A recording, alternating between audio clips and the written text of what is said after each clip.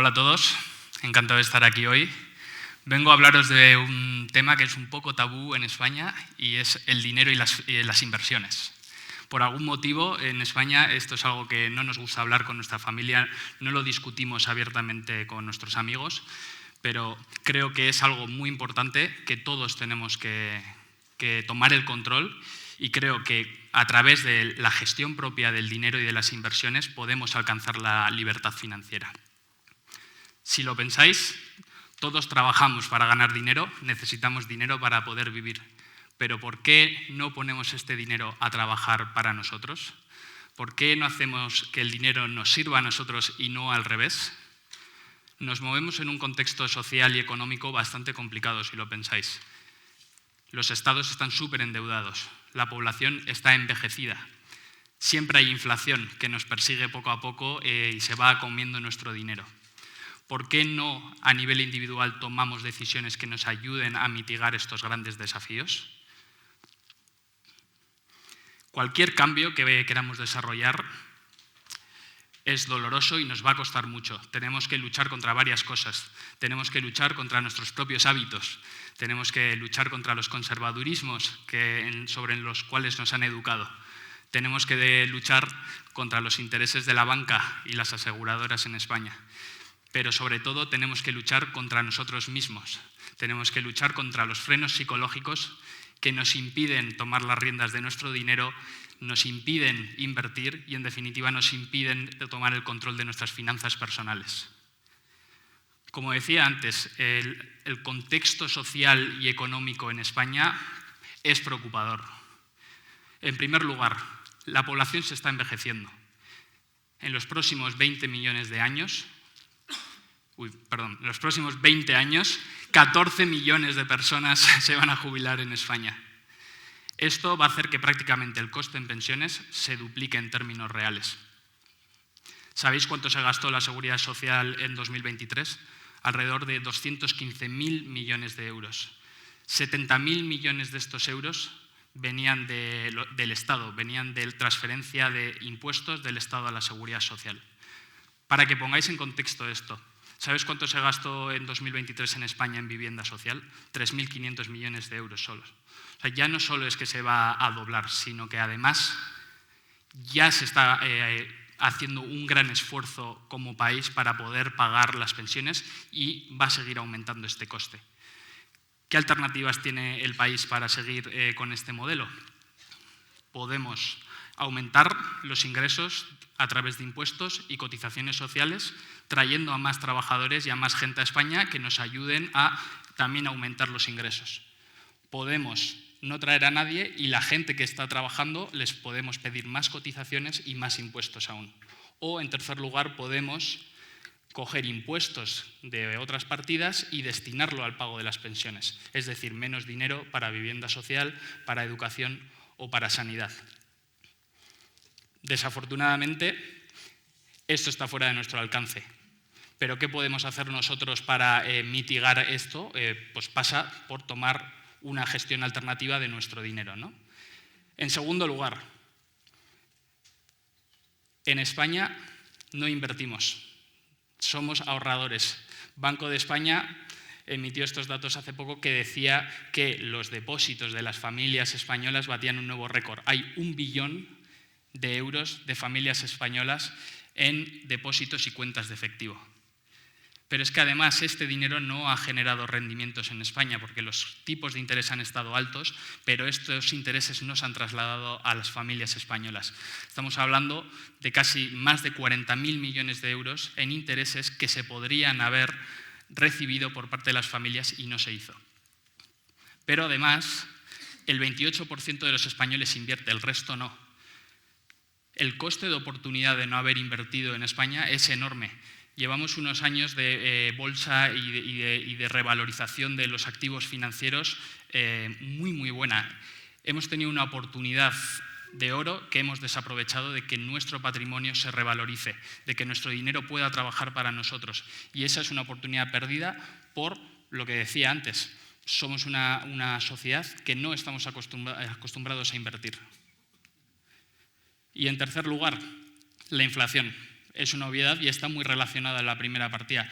La inflación hace que el dinero cada vez valga menos y de manera constante. O sea, no es una inflación que ocurre porque es una desgracia para un país, no. Hay una inflación objetivo que la deciden los bancos centrales. Esta inflación poco a poco va haciendo que el dinero pierda valor. Si pensamos en los últimos 30 años en España, la inflación acumulada ha sido del entorno al 115%. Pensamos, un euro, 30 años después, sigue siendo un euro. Hace 30 años, con el equivalente a un euro, podíamos comprar 8 o 9 barras de pan. Con un euro ahora podemos comprar quizá 1 o 2. Estos son desafíos a los que nos vamos a enfrentar, sobre todo las generaciones más jóvenes. No los podemos cambiar, son cosas que están fuera de nuestro control. Lo que sí está dentro de nuestro control es qué podemos hacer nosotros a nivel individual para que estos desafíos no nos afecten tanto. Esto pasa por la inversión. Si lo pensáis, todos participamos del crecimiento económico, todos participamos de la economía. Vamos a trabajar a empresas que quieren tener beneficios, tienen accionistas a los que les van a pagar dividendos. Consumimos de empresas que hacen bienes y servicios que nosotros necesitamos. ¿Por qué no podemos recuperar parte de esa riqueza que generamos a través de la inversión? Seguro que si pregunto aquí cuántas personas tienen un iPhone, habrá muchos que tengáis iPhones. ¿Cuánta gente escucha música a través de Spotify? ¿Cuánta gente ha comprado alguna vez en Zara? Todas las empresas que desarrollan estos productos tienen algo en común. Todas cotizan en bolsa. Spotify, desde que salió a bolsa en 2018, tiene una rentabilidad acumulada del 300%. Desde que salió el primer iPhone, la acción de Apple se ha multiplicado por 8. Y Inditex tiene una rentabilidad por dividendo media del 3% anual. Además que se ha revalorizado un 260% desde que salió a bolsa en 2001. Yo lo que os cuento ahora obviamente son casos de éxito, pero sí que quiero daros 4 reglas fundamentales para que todo el mundo pueda invertir de una manera justa y segura. Estas 4 reglas creo que os pueden animar a explorar este nuevo ámbito que tenéis que crear, esta nueva costumbre que necesitáis desarrollar y, bueno, requiere trabajo y requiere lanzarse un poco a la piscina y confiar. La primera regla, invierta a largo plazo y hazlo lo antes posible. Si lo pensamos, las bolsas son alcistas a largo plazo. Vivimos en un mundo que está desarrollado de tal modo en el que esperamos que la economía siempre crezca. Habrá baches por el camino, pero a largo plazo siempre crece. Si miramos la bolsa americana, las 500 mayores empresas de Estados Unidos, en los últimos 30 años de media han tenido una rentabilidad anual del 10%. ¿Qué quiere decir esto? Que una persona que ha invertido $10.000 en 1994, al cabo de 30 años, reinvirtiendo los dividendos, tendría $208.000, solo por haber invertido en el S&P 500, el índice que mide las 500 mayores empresas de Estados Unidos. Si no hubiese reinvertido los dividendos y se hubiese quedado ese dinero para gastárselo en otras cosas, en cualquier caso, su patrimonio se hubiese revalorizado hasta $117.000. Si asumimos que esto va a pasar los próximos 30 años, ¿por qué no íbamos a hacerlo? Podemos poner un ejemplo. Empezamos con 200 euros todos los meses. Invertimos todos los meses 200 euros con una rentabilidad esperada del 10%. Al cabo de 15 años deberíais tener 84.000 euros acumulados.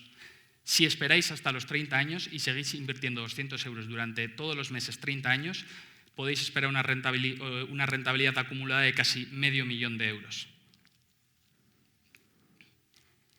El segundo punto, invertir de manera diversificada. Os he contado casos de éxito y seguro que muchos de vosotros estáis pensando, sí, pero hay muchas empresas que han quebrado también. Y es verdad, al final no es cuestión de convertirse en trader o estar todo el día mirando el teléfono. Lo que tenemos que hacer es invertir en el conjunto de todas las empresas. Todas las empresas en su conjunto han demostrado históricamente que dan una rentabilidad suficientemente buena para hacer que nuestro dinero crezca con el tiempo. Esta es una cita de Voltaire que decía que «The best is the enemy of the good». Y esto, cuando invertimos, es lo peor que nos puede pasar. Por querer alcanzar lo mejor, por querer seleccionar una acción, 2 acciones o 3 acciones que puedan ser lo mejor, nos estamos perdiendo lo bueno. No necesitamos siempre encontrar las mejores acciones. Nos basta con recibir la rentabilidad promedio del mercado a largo plazo. Y con eso es suficiente. Eres el mejor inversor si consigues eso. Déjale a los traders profesionales intentar encontrar lo mejor. Pero yo recomiendo a todo el mundo que se queden con lo bueno, porque lo bueno es lo que a nosotros nos permite llegar a nuestros objetivos y a la libertad financiera. Invertir progresivamente. Del mismo modo que diversificamos nuestra inversión en un gran conjunto de acciones, también podemos diversificar haciendo inversiones progresivas. No tenemos que esperar a tener mucho dinero acumulado para empezar a invertir. Podemos hacerlo, como decía antes, poco a poco, 200 euros al mes, y lo vamos haciendo independientemente de lo que pase. En esta gráfica os enseño 44 años de rentabilidades de la bolsa americana. Las barras grises nos cuentan la rentabilidad final de ese año y los puntos rojos nos enseñan la caída máxima que sufrió esa bolsa durante ese mismo año. 33 de los 44 años la bolsa acabó en positivo. Sin embargo, hubo caídas que a muchos nos hubiesen dado miedo y nos hubiesen hecho cambiar nuestros planes.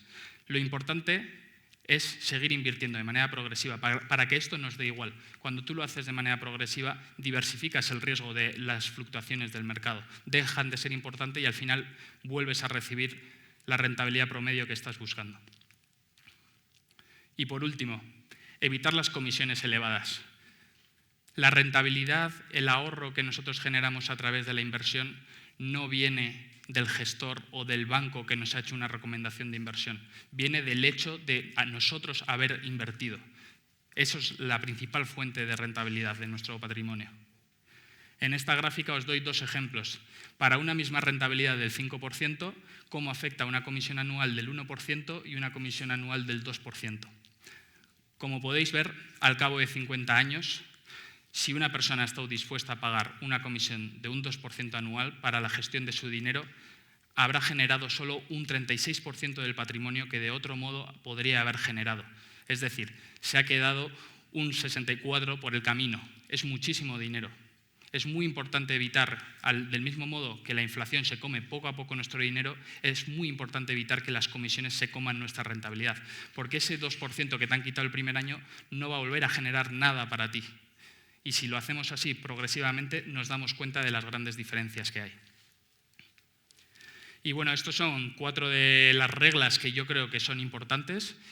Tenéis que desarrollar un poco más pues, todos estos conceptos e incorporarlos en vuestro aprendizaje, y os aseguro que empezar pronto y hacerlo de manera segura, diversificada, sin asumir ningún riesgo, puede cambiar vuestra diferencia y podréis alcanzar la libertad financiera, que para muchos puede ser dejar de trabajar, pero para otros puede ser tener un colchón de dinero que nos dé tranquilidad o saber que vamos a poder comprarnos una casa el día de mañana. Muchas gracias.